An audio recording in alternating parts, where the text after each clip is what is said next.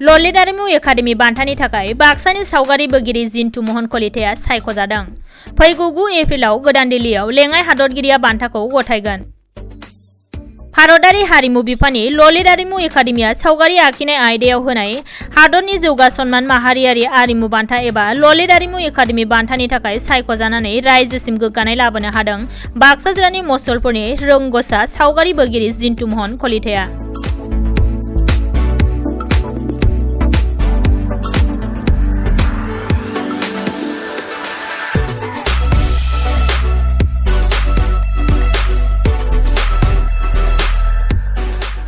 मख'नो गोनांदि हादरनि गासै सा 20 सावगारि बोगिरिफोरनि गेजेरावनो आसामनिफ्राय बे बान्थानि थाखाय जिन्टु महना सायख'जादों।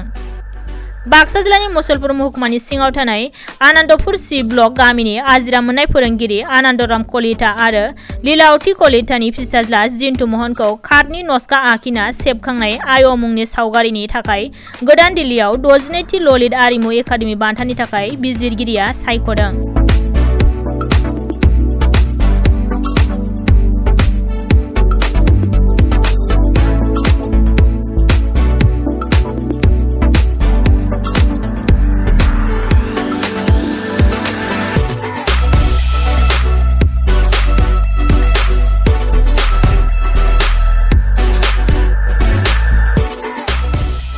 फैगौ 1 एप्रिल खालि गोदान दिल्लीनि बिगियान भवनाव खुंजानो गोनां बान्था गथायनाय हाबाफारियाव हादरनि लेङाइ हादरगिरि एम भेंकाया नायडुआ जिन्टु महननो बान्थाखौ गथायगोन। लोगोसे ललित आरिमु एकाडेमि बान्थानि गेजेरजों गोदान दिल्लीनि रबीन्द्र भवन गेलारियाव खुंनो गोनां 62थि दिन्थिफुंनाय हाबाफारियाव बान्था मोनगिरि जिन्टु महना आखिनाय सावगारिखौबो दिन्थिफुंनाय जागोन। भारत सरकारनि हारिमु बिफान आरो ललित आरिमु माहारियारि एकाडेमिनिफ्राय अनसुंथाइ मोननो हानाय जिन्टु महना थांनाय 2019 बोसोराव सीमा बान्था आरो 2021 बोसोराव आबिर फार्स्ट टेक्स बान्थाखौबो मोननो हादों।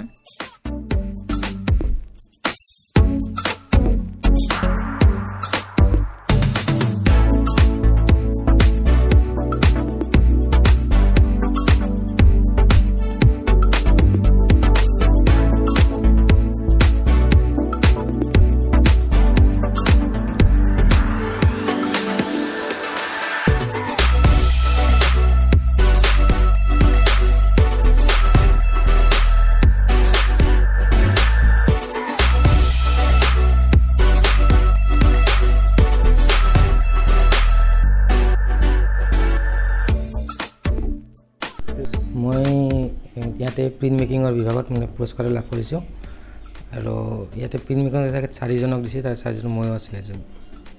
কেনে অনুভৱ হৈছে অসমৰ ভিতৰৰ এগৰাকী?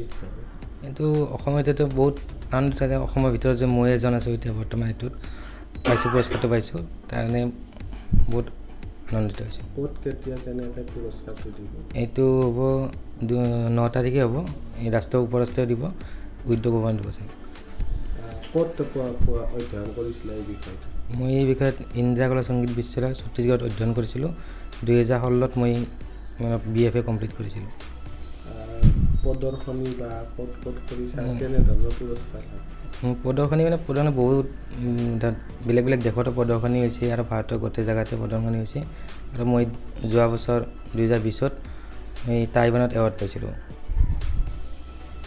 বৰ্তমান অনুভৱ কেনেকুৱা? বৰ্তমান অনুভৱটো বহুত আনন্দিত। এইটো পুৰস্কাৰ মোৰ কাৰণে বহুত ডাঙৰ পুৰস্কাৰ। এইটো ঘৰৰ মা দেউতা চবৰ কাৰণে এইটো এটা ডাঙৰ সপোন আছে। কোনখন ছবিৰ ওপৰত আৰু কি থিমৰ ওপৰত এই পুৰস্কাৰটো? এইটো মই এই মা নামৰ এখন ছবি বনাইছিলোঁ, মাৰ এই দুখ কষ্ট এইবিলাকৰ ওপৰত দেখুৱাইছিলোঁ, সেইটো মই এই পুৰস্কাৰটো পাইছোঁ। ভৱিষ্যত পৰিকল্পনা বৰ্তমান মই 2 বছৰমান ইয়াতে ঘৰতে থাকিম, ইয়াতে ষ্টুডিঅ'টো বনাই ইয়াতে কাম কৰিম আৰু যিটো কাম কৰিছে সেইটো কণ্টিনিউ কৰি যাম বুলি ভাবিছোঁ।